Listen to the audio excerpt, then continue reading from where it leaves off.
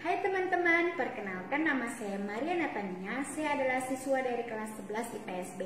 Kali ini saya akan menjelaskan kepada kalian tentang jiwa kepemimpinan. Eits, tapi kita harus ketahui dulu apa sih itu kepemimpinan. Kepemimpinan adalah sebuah kemampuan yang terdapat dalam diri seseorang untuk bisa mempengaruhi orang lain ataupun memandu pihak tertentu untuk mencapai tujuan. Sementara itu, definisi pemimpin dalam Kamus Besar Bahasa Indonesia yaitu orang yang memimpin. Jadi, seorang pemimpin wajib memiliki kemampuan untuk mempengaruhi atau memandu sekelompok orang atau pihak. Ada beberapa teori yang harus dipahami terkait kepemimpinan. Teori-teori tersebut yang pertama adalah teori karakter. Teori karakter merupakan sebuah teori yang menitik beratkan karakter-karakter tertentu yang mampu menyukseskan kepemimpinan. Contohnya itu karakter fisik, intelijensi, ketegasan, dan lain sebagainya.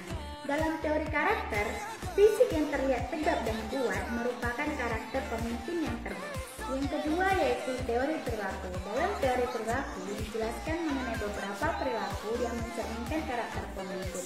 Perilaku tersebut dibagi menjadi dua. Yang pertama yaitu job centered dan yang kedua yaitu employee centered. Job centered merupakan sifat kepemimpinan yang berfokus pada pekerjaan. Sementara itu, employee centered berfokus pada kondisi para karyawan atau bawahan di sebuah proyek. Yang ketiga yaitu teori kepemimpinan situasional. Teori yang dikembangkan oleh Hershey dan Blanchard ini memiliki titik berat pada kematangan para pengikut ataupun bawahan. Kesuksesan suatu tujuan bergantung pada matang tidaknya para pengikut. Maka dari itu, pemimpin diharapkan mampu menganalisis apakah para bawahannya sudah cukup matang atau belum. Selanjutnya kita masuk ke fungsi kepemimpinan. Fungsi yang pertama yaitu fungsi instruktif.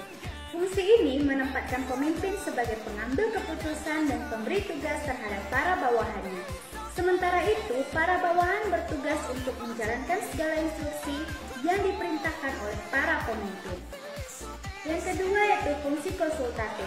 Berbeda dengan fungsi instruktif, fungsi konsultatif sifatnya dua arah.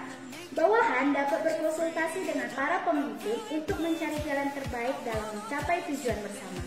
Pemimpin juga diharapkan cukup bijak dan punya pengetahuan terkait hal yang sedang dikerjakan supaya bisa mengarahkan bawahannya dengan baik. Yang ketiga yaitu fungsi partisipasi. Dalam fungsi ini, pemimpin mampu mengaktifkan partisipasi para pesertanya sehingga mereka juga turut berpartisipasi dan berinisiatif dalam suatu proyek. Para bawahan tidak hanya sekedar menjalankan perintah saja. Yang keempat yaitu fungsi delegasi. Dalam fungsi delegasi ini, pemimpin mampu untuk mendelegasikan suatu wewenang kepada orang lain yang memang sesuai dengan tugas tersebut. Bukan hanya mampu memerintah, ia juga harus mampu untuk mengetahui tugas-tugas yang cocok didelegasikan kepada bawahannya. Yang kelima yaitu fungsi pengendalian. Fungsi pengendalian ini berarti pemimpin mampu untuk mengendalikan segala aktivitas bawahannya agar efektif bertugas untuk mencapai tujuan dan tidak keluar jalur. Dalam menjalankan fungsi ini, dibutuhkan pemimpin yang tegas dan juga pemimpin yang teliti dalam mengamati bawahannya. Selanjutnya kita masuk ke tujuan kepemimpinan. Tujuan kepemimpinan ada dua, yaitu untuk mencapai tujuan dan untuk memotivasi orang lain. Selanjutnya kita masuk ke sifat pemimpin.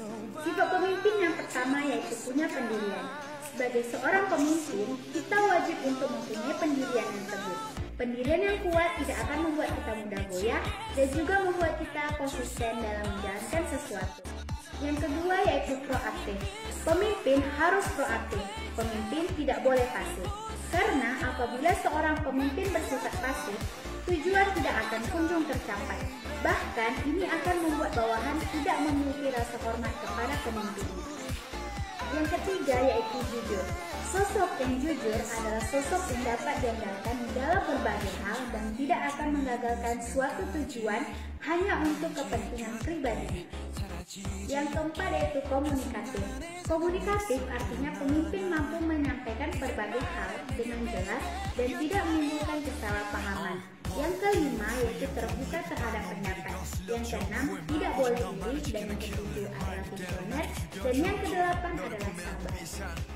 Selanjutnya kita masuk ke macam-macam gaya kepemimpinan.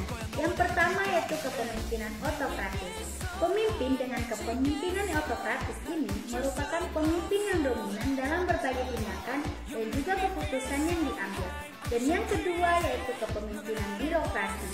Gaya kepemimpinan birokrasi mengatur berbagai macam hal secara sistematis.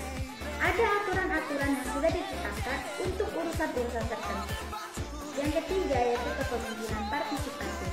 Gaya kepemimpinan yang satu ini memberikan ruang bagi bawahan untuk berpartisipasi lebih dalam pembuatan sebuah keputusan. Gaya kepemimpinan yang satu ini sangat cocok diterapkan di perusahaan-perusahaan rintisan atau organisasi nirlaba. Yang keempat yaitu kepemimpinan delegatif. Pada gaya kepemimpinan delegatif ini, para bawahan diberikan kebebasan oleh para pemimpin. Maka dari itu, bawahan punya ruang untuk melakukan hal-hal sesuai dengan keyakinan mereka dan mampu mengambil keputusan mereka sendiri. Namun, kepemimpinan delegatif ini hanya bisa diterapkan apabila para bawahan sudah cukup matang dalam mengambil keputusan. Karena jika tidak, para bawahan akan mengambil keputusan yang salah. Sekian dari penjelasan saya tentang jiwa kepemimpinan.